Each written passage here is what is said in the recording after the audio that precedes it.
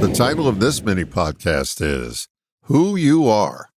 Did you ever notice that once in a while an eye-opening thought pops into your mind?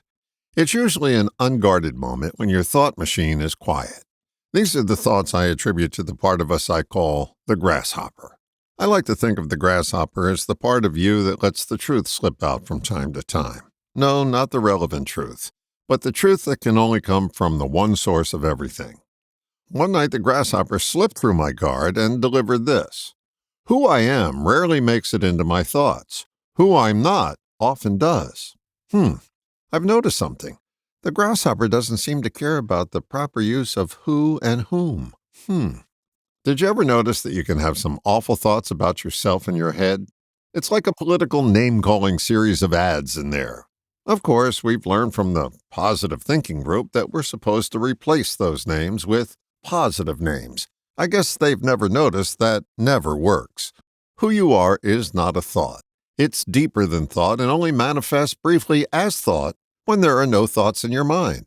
Who you are can't be thought of in a thought. It's too elusive. It's like the wonderful dream you awaken from that you can't remember any of the details of moments later. Who you are is not the collection of thoughts in your head about yourself. They're repetitive thoughts that stick around. Since they're there all the time, we mistake them for who we are.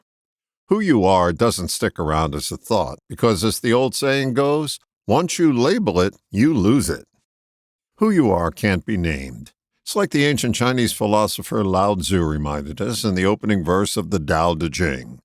The Tao that can be explained with words is not the Tao.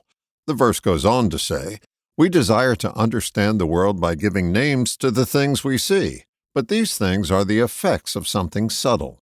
When we see beyond the desire to use names, we can sense the nameless cause of these effects. Who you are can never be reduced to a name, yet we continue to label ourselves in a misguided effort to discover who we are. When the name-calling calms down and takes a siesta, who you are arrives in full sombrero, because who you are is much bigger than your head.